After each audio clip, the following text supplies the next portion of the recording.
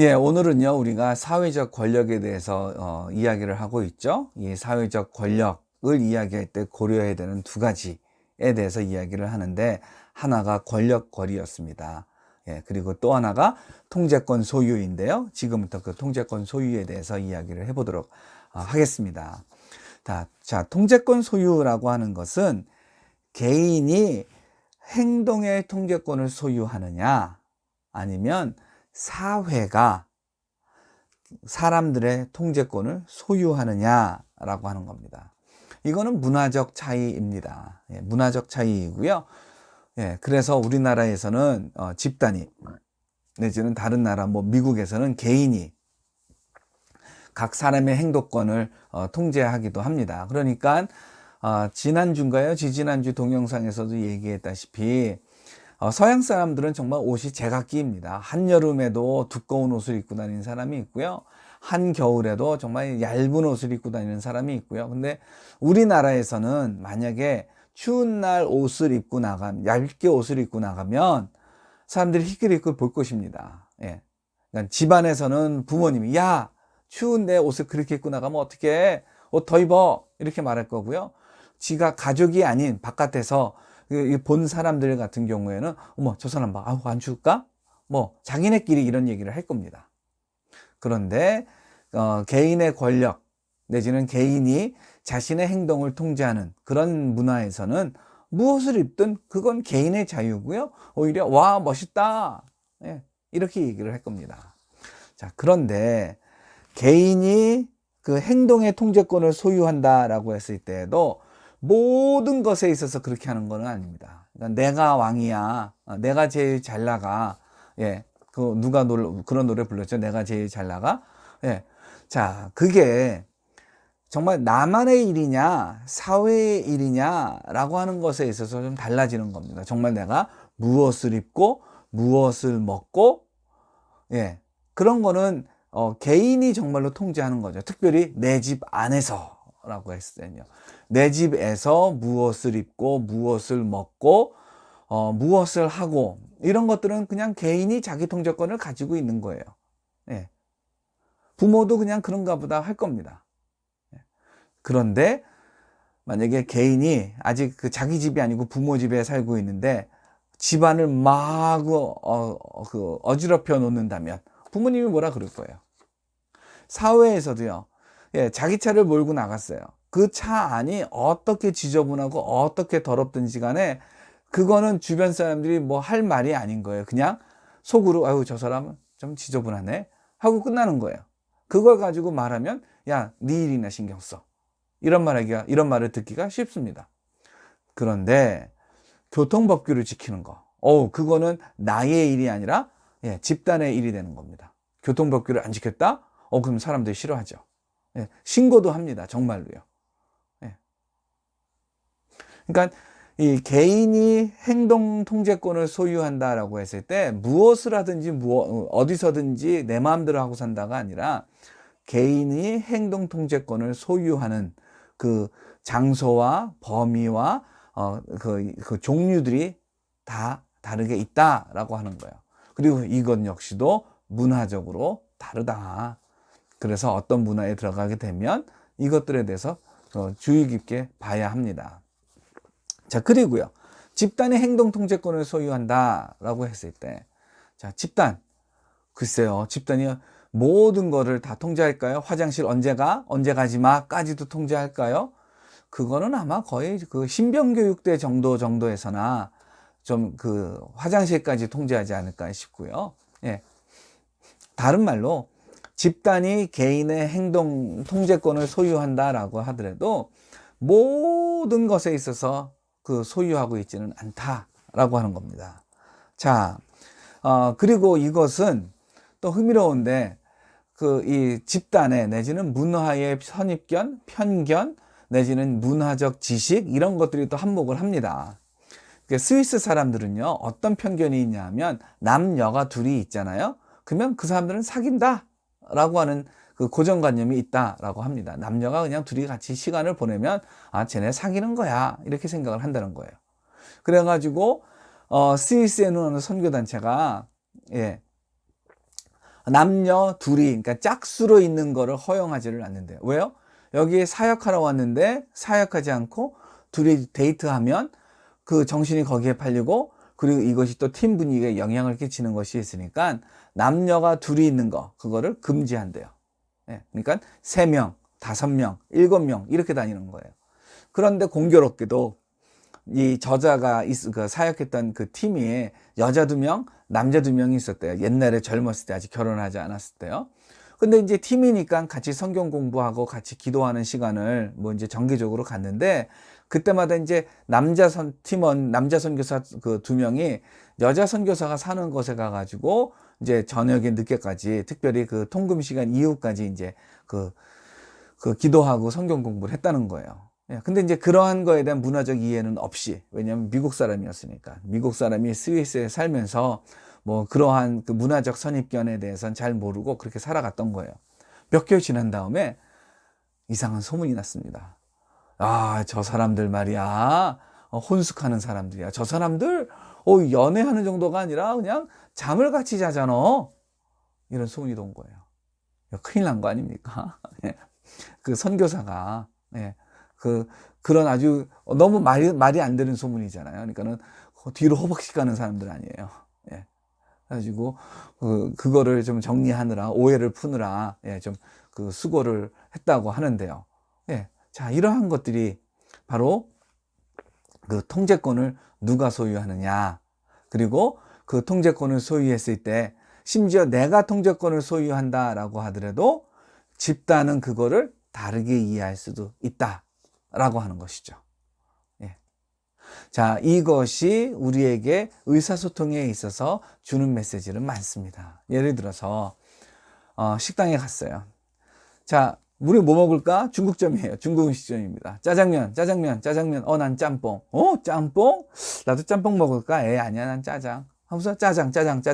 그래서 짜장 8, 짬뽕 2 이렇게 나왔어요. 근데 한 명이 나는 면 안 좋아하는데 나는 볶음밥 이랬어요. 근데 그 사람이 정말 막 나이가 막 막내처럼 어리거나, 아니면 나이가 제일 많거나 좀 이러면은 또 좀 예외가 가능한데, 아니면 또 아주 맨 마지막에 얘기했으면 또 그게 가능한데, 이게 3번째, 난 볶음밥. 그러면 볶음밥? 아니야, 여기 짜장면 짬뽕 중에서 하나 해. 뭐 이렇게 얘기하죠. 그것 중에 한 뭐 대표적인 이유 중에 하나가 음식 종류가, 가짓수가 적어야 음식이 빨리 나온다, 뭐 이런 얘기를 하면서요. 예. 자, 누가 내가 먹을 음식을 정했습니까? 집단이잖아요. 그때 난 볶음밥 먹을 거야. 내 돈 내 거니까 나무도 입 다물고 가만히 있어. 이렇게 말한 적 있으세요? 없을 겁니다.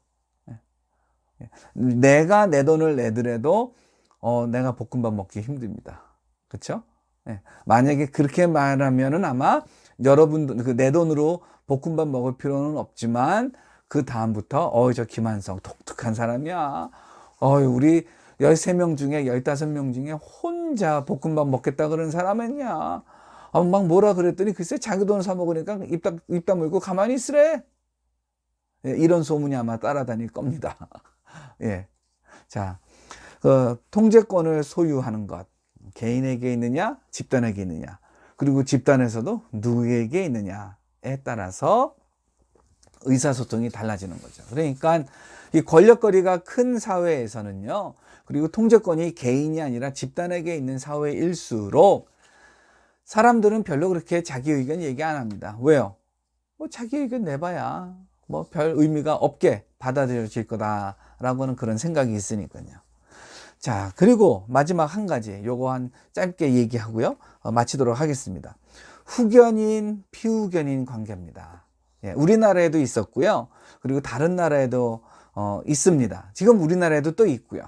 그러니까 이 후견인, 피후견인 관계를 내가 제일 오래된 거로 기억하는 거는 뭐냐 하면, 구한 말에 이상재 선생이 살았습니다. 이 이상재 선생이 아주 유명한 분이에요. 예, 이상재 선생이 이게 가난한 집의 그 양반이었는데, 이분이 이제 그 서울에 사대문 집안에 가가지고 이제 살고 있었다고 합니다. 그러니까는 그냥 그냥 손님이라고 하죠. 손님. 예. 사랑방 손님입니다. 사랑방 손님. 조선시대에는 그 넉넉한 부잣집, 양반집에는요, 손님들이 머물 수 있는 방들이 많았고, 그냥 어디서 뭐 하는 사람인지 그냥 양반이면 그냥 받아들여주고, 끼니 때 되면 밥 넣어주고, 예, 그러면서 그냥 같이 있었다고 합니다. 그리고 가끔씩 이제 주인하고 같이 뭐 이야기하고, 시 이야기하고, 책 이야기하고, 뭐 그런 식으로 살았다는 거예요. 예. 자, 그랬을 때 그 주인 양반이 예, 그 후견인이고요. 그리고 그 집에 머무는 예, 과객들이 예, 피후견인이죠. 세조와 한명회가 바로 후견인, 피후견인의 관계입니다. 예, 세조가 후견인이 되고 아주 말단 한직에 있었던 한명회가 피후견이 되는데, 이 한명회가 아주 꾀가 많은 사람이었어요. 그러니까 이 사람이 지식과 지혜가 그 세조를 지지원하고 지지해줘 가지고 세조가 왕이 되죠. 그런 다음에 세조는 이 한명회를 어떻게 합니까? 또 잘 등용해 가지고 높은 자리에도 예, 오랫동안 있게 하고, 또 그 딸들을 자기 아들과 결혼하게 하고 막 그렇게 하죠. 예. 자, 그런 것처럼 어떤 힘 있는 사람, 돈 많은 사람이 그런 것이 없는 사람과 후견인, 피후견인의 관계가 돼가지고, 이 피후견인은 하여튼 이 사람 되게 훌륭한 사람이에요. 어우, 너무나 얼마나 훌륭한 사람인지 몰라요. 난 이 사람 존경합니다. 명성을 드높이는 일을 하고요. 그리고 후견인이 필요한 이런저런 자질구레한 것들을 막 알아서 챙겨주는 거죠. 도와주는 거죠.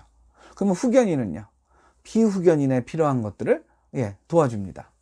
근데 워낙 가지고 있는 것이 평등하지 않고 불평등하기 때문에, 이렇게 차이가 나기 때문에 후견인이 피후견인에게 주는 거 그렇게 많지 않은 거예요. 조금 주는 거예요.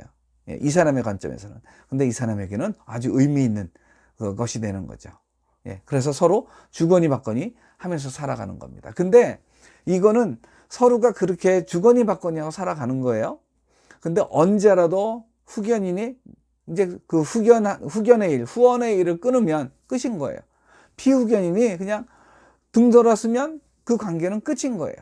예, 그러니까 이 관계는 서로가 계속해서 만들어가는 관계이기도 하지만 언제라도 누구라도 끊을 수 있는 관계예요. 이거는 다른 문화에서도 다 흔히 발견이 되는 겁니다. 주로 농촌에서 이런 일이 있었죠. 왜냐하면 농촌에서는 일단 지주와 그 소작농이 있잖아요. 그래서 하여튼 평년작 이상일 경우에는 지주가 그 소작농에게 농사한 일을 이제 주기 때문에 살 수 있지만, 근데 소작농도 이제 필요한 돈, 한때 이제 돈이 필요할 때가 오잖아요. 아니면 흉년이 오잖아요. 그랬을 때 어떻게 합니까? 갑자기 필요한 돈이 생기는 거예요. 그거를 구하지 못하면 어떻게 됩니까? 그냥 죽는 거예요. 아니면 자녀가 시집을 못 가는 거예요.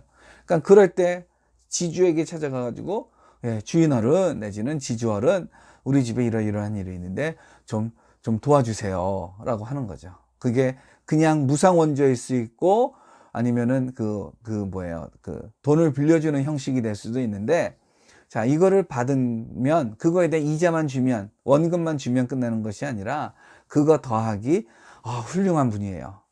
가 필요한 거고요. 이 주인집에서 내지는 이 지주집에서 어떤 잔치를 한다 그러면은 모여와가지고 막 그 일손을 더 해줘야 되는 것이죠. 자, 이런 것이 바로 후견인, 피후견인의 관계인데, 이거 다른 나라에서도 많이 발견이 돼요. 인도, 네팔, 캄보디아, 뭐 베트남 여러 나라에서 발견이 되는 예, 이 사례입니다. 예. 그리고 선교사들도 선교지에서 이러한 만남을 만나게 돼요. 근데 우리나라 선교사님들은 요 후견인, 피후견인 관계에 대해서 잘 이해를 하지 못하고 갈 때가 많습니다. 그러니까 이 피후견인들은 아주 고분고분하고 아주 많이 잘 듣습니다. 아주 적극적으로 협조하고요. 초기에 관계를 만들기 위해 가지고. 근데 관계가 일단 만들어지면 그러면 이제 그다음부터 이제 이거 해달라, 저거 해달라 얘기를 하죠. 그럼 이제 선교사님도 그 대가를 주는 게 아니라 사랑하는 마음이 많기 때문에 막 줘요, 또. 그러니까 주거니, 받거니, 주거니, 받거니. 근데 이게 선교사들은 받았으니까 준다는 개념이 아니라 그냥 준다라고 하는 개념이에요. 그러면서 이 사람들이 신앙생활 잘하고 교회 지도자로 잘 살았으면 좋겠다. 이런 생각을 하죠. 근데 피후견인들은 흔히 내가 받았는데 줬으니 받는 거야. 그리고 또 내가 이만큼 주면 또 나한테 이만큼 주겠지. 이런 생각을 하는 겁니다. 그런데 한국 사람은요, 주죠.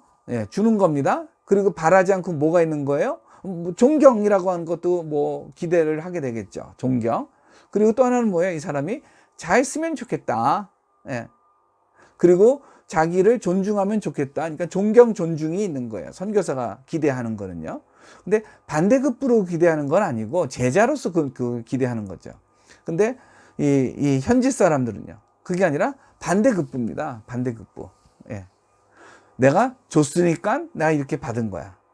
줬으니까 받은 거야. 또 있고요. 또 받았으니까 줘야지. 뭐 이게 있는 겁니다. 현지에는요. 후견인, 피후견인 관계가 여전히 아주 많이 살아있기 때문에. 그런데 만약에 이 피후견인이 기대하는 걸 후견인이 주지를 않아요. 그럼 어떻게 돼요? 그럼 딴 사람 찾아 나서는 거죠. 오늘날 한국 선교사님들이 현지인 지도자 내지는 현지인 성도와 경험하는 안 좋은 사건들 중에 적지 않은 것이 바로 이 후견인, 피후견인의 관계가 잘못되어져서 그런 것이다 라고 하는 것입니다. 근데 사실 우리나라도 이거 있어요. 안 좋은 곳에서 갑을관계라고 하는 거예요. 갑을관계. 흔히 이거는 기업 안에서 있는 거죠. 원청업체, 하청업체. 그래가지고 야, 내가 너희한테 일감 이렇게 주는데 가격 더 싸게 해. 그리고 우리가 너네 많이 사랑하는 거야. 이런 생각이죠. 하청업체는요.